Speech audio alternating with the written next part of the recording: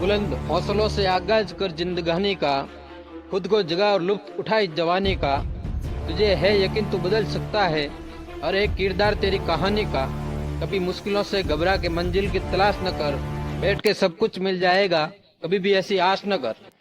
दोस्तों, आज हम लेकर आए हैं एक ऐसी मोटिवेशन कहानी जिसे पूरा सुनने के बाद आपको यह कहानी आपकी ज़िंदगी में पॉजिटिव सोचने पर मजबूर कर देगी। पुराने समय की बात है, एक गुरुकुल के आचार्य अपने शिष्य की सेवा भावना से बहुत प्रभावित हुए। शिक्षा पूरी होने के बाद शिष्य को विदा करने का समय आया। तब गुरु ने शिष्य को आशीर्वाद के रूप में एक ऐसा दर्पण दिया जिसमें व्यक्ति के मन में छिपे हुए भाव दिखाई देते थे। शिष्य उस दर्पण को पाकर बहुत प्रसन्न हुआ। शिष्य ने परीक्षा लेने के लिए दर्पण का मुंह सबसे पहले गुरुजी की ओर ही कर दिया। शिष्य ने दर्पण में देखा कि उसके गुरुजी के मन में मोह, अहंकार, क्रोध आदि बुरी बातें हैं।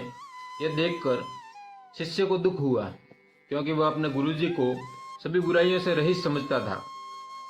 शिष्य दर्पण लेकर गुरुकुल से रवाना हुआ। उसने अपने मित्रों और परिचितों के सामने दर्पण रखकर परीक्षा ली। शिष्य को सभी के मन में कोई न कोई बुराई दिखाई दी। उसने अपने माता पिता के सामने भी दर्पण रखा। माता पिता के मन में भी उसे कुछ बुराइयां दिखाई दी। यह देखकर शिष्य को बहुत दुख हुआ और इसके बाद एक बार फिर वह अपने गुरुकुल पहुंचा। गुरुकुल में शिष्य ने गुरुजी से कहा कि गुरुदेव, मैंने इस दर्पण की मदद से देखा कि सभी के मन में कुछ न कुछ बुराई जरूर है। तब गुरुजी ने दर्पण का रुख शिष्य की ओर कर दिया। शिष्य ने दर्पण में देखा कि उसके मन में भी अहंकार, क्रोध जैसी बुराइयां हैं।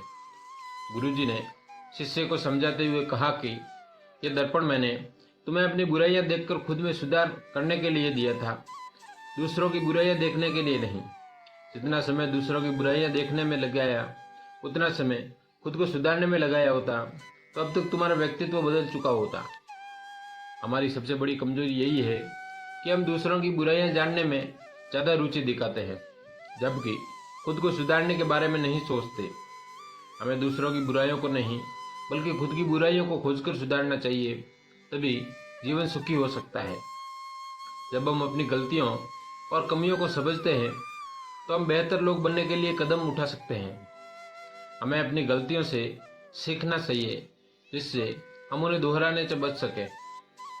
हमें अपने व्यक्तित्व को समझने के लिए समय निकालना चाहिए।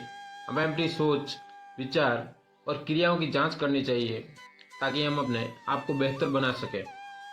यह कहानी भी हमें दूसरों के प्रति सहानुभूति और समझ बढ़ाता है।